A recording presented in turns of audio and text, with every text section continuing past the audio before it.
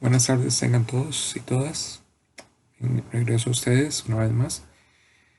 Voy a ocuparme en este pequeño video a hablar, a extenderme un poco más sobre la escritura del pensamiento en el medioevo, particularmente en el occidente latino. Estamos trabajando dos textos diferentes. Primero es el Proslogium de San Anselmo y el segundo son un extracto, una cuestión de la Suma Teológica de Tomás de Aquino. Si le prestaron atención a la arquitectura de cada texto, posiblemente se dieron cuenta que hay algunas semejanzas y también hay importantes diferencias. Voy a ir a las semejanzas. Primero, en ambos casos impera el tratamiento racional de las materias, es decir, se puede desarrollar con argumentos racionales, es decir, basados en verdades racionales, una serie de temas relativos a Dios. ¿Ok? Segundo, hay una distinción temática que en el caso del proslogium se establece por capítulos. Entonces, después de que pasa del argumento para demostrar la existencia de Dios, cada capítulo siguiente, a partir del quinto, ocupa un tema. Si ustedes van a la Suma Teológica de Tomás de Aquino, cada cuestión es un tema o un problema teórico por resolver y cada artículo está asociado con un tema específico. A lo largo de toda la Suma Teológica ustedes van a encontrar el mismo proceder, la misma organización de los temas. ¿Okay? El medioevo, a partir de San Anselmo en adelante, va a ganar mucho en organización del saber. Por varias razones. Una, porque hay una gran abundancia de temas que es necesario organizar. Dos, porque hay un mayor manejo de fuentes. Y tres, una razón lógica muy importante, es que al respecto de cualesquiera temas teológicos, vean que lo que estoy hablando es del saber teológico, no estoy hablando de filosofía. Al respecto de los temas teológicos, no había posiciones unánimes. Será Pedro Abelardo, en una obra conocida como Sí y No, Sic et Non en latín, quien haga una recopilación de opiniones de padres de la Iglesia sobre diferentes temas teológicos, donde muestra cómo sostienen posiciones discrepantes. Eso, por lo tanto, sumó más al intento de hacer un trabajo teológico, una ciencia teológica, con una organización tal que permitiera subsanar esos problemas que venían arrastrando, darle un contenido racional a modo de ciencia en el sentido aristotélico y omniabarcador, es decir, tratar el universo completo de temas teológicos. Algunos autores lo logran, otros se quedan en el camino, otros hacen aportes parciales. Tomás de Aquino va a ser uno de los que va a hacer un enorme aporte en la construcción de la teología como ciencia. Lo mismo Juan Duns Scoto. En cambio, autores como Buenaventura, contemporáneo de Santo Tomás, no lo hace así. No lo hace así. O un buen tiempo después, un Guillermo de Ockham. No obstante, así camina la teología. Así se fue organizando.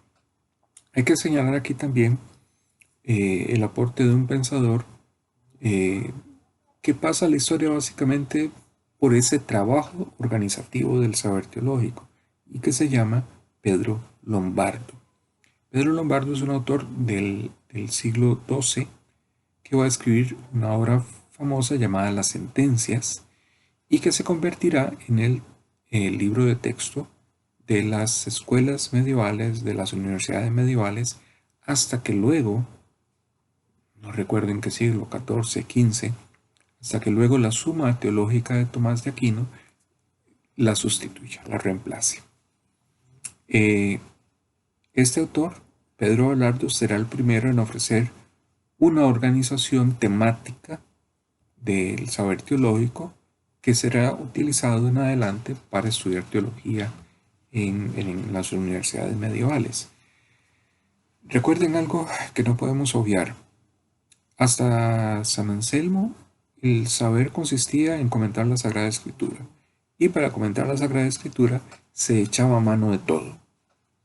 Hoy, un comentador bíblico no va a citar ni a Platón ni a Aristóteles, tal vez sí, mucho menos a Habermas, a Foucault, o a Richard Rorty o Hilary Putnam. No va a comentar a ninguno de ellos. No va a acudir a la filosofía para prácticamente nada. Ojo, puede hacerlo, pero no es sustantivo. No es una tarea sustantiva. En aquel entonces, como la filosofía era fundamentalmente una herramienta, siempre estaba presente en el comentario bíblico, de muy diversas maneras. Eso es un detalle. Dos, aún con la llegada de la lógica aristotélica y de la ciencia aristotélica, vamos a encontrar, sobre todo en el siglo XIII, vamos a encontrar que al menos dos partidos teológicos dominantes.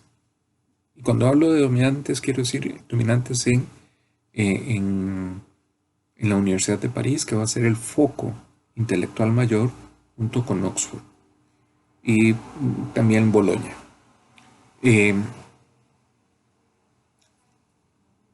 Tenemos un partido que es el agustiniano platónico, es decir, aquel partido que se funda en las obras de Agustín, en el pensamiento de Agustín de Hipona, y avanza desde ahí. Estudiamos algo leyendo el de Magisto, y podemos hacernos un poco la idea de cómo es la filosofía agustiniana. Habría que hacer mezclas, por ejemplo, un autor como San Anselmo es agustiniano, aun cuando es muy moderado, y aun cuando él pretende un trabajo racional de la teología, no abandona a Agustín de Hipona, sigue a Agustín de Hipona. Muestra de ello el primer capítulo del Proslogium. El otro partido teológico que empieza a cobrar forma en el siglo XIII, a mediados del siglo XIII, es el partido que sigue a Aristóteles y parcialmente a los pensadores árabes, Avicena, Averroes y algún otro, y que está representado por autores como Alberto Magno, Tomás de Aquino, Egidio Romano y los que vendrán después. Este partido teológico aristotélico, abanderado por Tomás de Aquino, le concede a la filosofía un papel más protagónico, siempre auxiliar, siempre instrumental, pero más protagónico. Precisamente en la línea que San Anselmo introdujo de hacer de la teología un trabajo racional, basado en argumentos racionales, aun cuando se refiriera sobre cuestiones de fe. Tomás de Aquino va a seguir esa línea también, pero va a echar mano precisamente de Aristóteles, como de la filosofía aristotélica, digamos, como una herramienta que le permite hacer el trabajo teológico. ¿Ok? Hasta ahí. Los del partido contrario, partido agustiniano platónico, no simpatizaron mucho con ello porque consideraban que era concederle demasiada autoridad al pensador pagano. Y ellos eso no lo admitían. Y por supuesto que en la medida en que le daban más crédito, Tomás de Aquino y otros le daban más crédito a Aristóteles, le quitaban peso a Agustín. Eso probablemente debió influir, creó un poco de tensiones al interior de la Universidad de París. Muy bien, me interesa nada más señalar esto, paso de inmediato a otro video en el cual voy a referirme a la estructura interna de la suma teológica.